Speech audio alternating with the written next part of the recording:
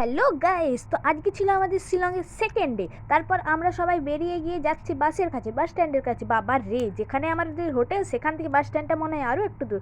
ওই দেখো আমাদের হোটেল, হোটেল বার ব্রেক। তারপর আমি আর শ্রাবণী মিলে বসে গেলাম লাস্ট সিটে, যে সিটে আমরা আগের দিন এসেছিলাম। আমাদের দেখো বাস ছেড়ে চলে যাচ্ছে, জঙ্গল ছেড়ে চলে যাচ্ছে, সব ছেড়ে ছেড়ে চলে যাচ্ছে, যেন মনে হচ্ছে গোল গোল গোল গোল রাস্তায় আমার মাথাটাই না ঘুরিয়ে যায়। মনে মনে ভাবি, মাথাটা ঘুরিয়ে গেলে আমাকে পড়ে গেলে কে ধরবে রে ভাই, কে ধরবে? এত গোল গোল রাস্তায় গিয়ে নিয়ে আসে। তারপর দেখো কি দারুণ দেখতে লাগছে, কি দারুণ, মা গো, আমার তো সেই লেভেলের লাগছিল। আর দেখো এখানে টার্নিংগুলোও সেই লেভেলের ছিল, দারুণ দারুণ। আর জ্যাম তো বাবা বলারই নেই। তারপর আমরা চলে এলাম ফাইনালি এলিফ্যান্ট ফলসের ভেতরে। আর দেখো বাস দুটো আমাদের আগের থেকেই চলে এসছে। তো আমরা এলাম লাস্টে, আর সবাই মেকআপ টেকআপ করে তারপরে নামবে, যে যার কাজে ব্যস্ত। তারপর দেখো দোকানে যাচ্ছি, দোকানে ভাই আমাদের ছুলে দাম নিয়ে নেবে, তাই ভাই একটা দোকানও ভিজিট না করে আমরা চলে গেলাম ভিতর দিকে। এখানে রাজও করছে হাই, আর আমরা যাচ্ছি ভিতরে। সিঁড়ি নেমে বাবা রে, ওঠার সময় আমাদের যা কষ্ট হয়েছে না, সেটা আমরা ছাড়া আর কেউ জানে না। আর দেখো আমরা নেমে নেমে যাচ্ছি তো যাচ্ছি, এতগুলো সিঁড়ি, আর সিঁড়ির বাবা কোনো মা বাবা নেই। এটা যে কী করে জন্ম হলো ভগবানই জানে। আমরা যাচ্ছিলাম দোতলায়, একতলাতে এতটাও ভালো আসছিলাম, কিন্তু দোতলা থেকে ওপর থেকে যখন জলটা পড়ছিল, কিন্তু সেই লেভেলের দেখতে লাগছিলো। আর দেখো এখানে ভিড় আমাদের ছাড়াও আরও অনেক অনেক মানুষ ছিল, যাদের ভিড়ে আমরা লড়তেই পারছিলাম না। ভাবছিলাম যদি চিপে দেয় তাহলে আমাদের অবস্থাটা কী হবে, একবার তোমরা ভাবো।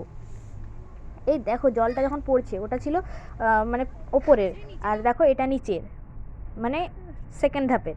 আর এইটা দেখো একদম ফাইনালি, ওয়াও কি দারুণ। আরও ওপর দিকে আছে গুহা। তারপরে এখান থেকে বেরিয়ে যাওয়ার পর আবার যাচ্ছি তো যাচ্ছি, যাচ্ছি তো যাচ্ছি, আর ছিল চারিদিকে খালি পাথর, তার নিচে নিচে একটু একটু জল। আর দেখো এই ভিউ পয়েন্টটার নাম যদি তোমরা কেউ জানো, তাহলে আমাকে প্লিজ কমেন্টে জানিও। আর শোনো, আমাদের গাড়িতে যে গানগুলো বাজছে না, সেগুলো মনে হয় মরা মানুষ শুনলেও জেগে যাবে, আর আমরা তো জেগে জেগেই ঘুমিয়ে যাচ্ছি, এরকম ব্যাপার হচ্ছে। আর তারপর দেখো দারুণ দেখতে লাগছে সেই জায়গাটা, দারুণ। আর তারপরে এখানে আমরা একটা কেভের ভেতরে এলাম, মানে ভেতরে ঢুকিনি, বাইরেটাতে আমরা সবাই গাড়ি পার্কিং করে দাঁড়িয়েছিলাম। আমি ঢুকবো না বাবা 20 টাকা দিয়ে, আমার কাছে 20 টাকাও অনেক। আর এখানে যে দোকানে, মানে এখানকার দোকানগুলোতে দাম একদম ছুলে নেবে। তারপর দেখো এই দাদার গান, ওহো, আমাদেরকে মনে হলো বাঙালি, তাই বলে বাংলা গান করছে।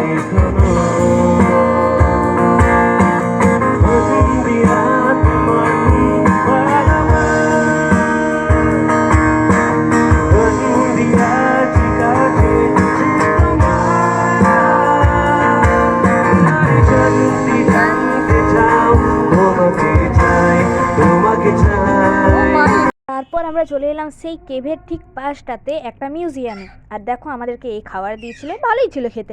আর তারপর দেখো এখানে হচ্ছে একটা পার্কের মতো ছিল ওপরে, আর মেঘটা কেমন ধরা ধরা, সেই যেন মনে হচ্ছে এক্ষুনি বৃষ্টি হয়ে যাবে। তারপর দেখো কাজ না থাকলে যা হয়, এই দেখো, আরে ভাই উঠ রে, কানটা ওঠ, কত কষ্ট করে এসেছি আমি তোকে। এই উঠেছে রে, আমার কোনো মনের মানুষ থাকলে বলবো এটা কিনে দিতে। তারপর দেখো আমাদের লাস্টে যে জায়গাটা নিয়ে গেছিলো, সেটা হচ্ছে এইটা। তোমরা যদি ভালো করে দেখো তাহলে দেখতে পাবে যে মেঘগুলো না উড়ছে।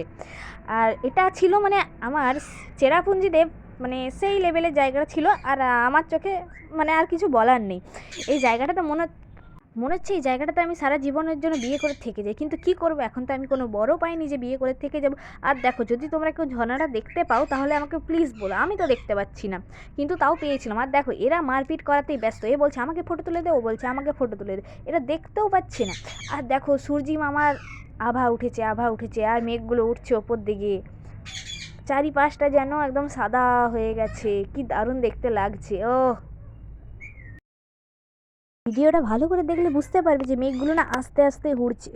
তোমরাও যদি কোনোদিন যাও শিলং, তো এই জায়গাটা নিশ্চয়ই যেও, এই জায়গাটা মানে মনের মতো জায়গা একদম পাবে। তারপর দেখো ওটার থেকে যখন পাশে আসছি, তার আশেপাশে জায়গাগুলো তো এরকম পুরো সাদা ধোঁয়ার মতো। আমি তো ফার্স্টে ভেবেইছিলাম ধোঁয়া। গাইজ ফাইনালি চলে এলাম আমার রুমে, আর তোমরাও ভিডিওটি লাইক কমেন্ট শেয়ার করো। বাই।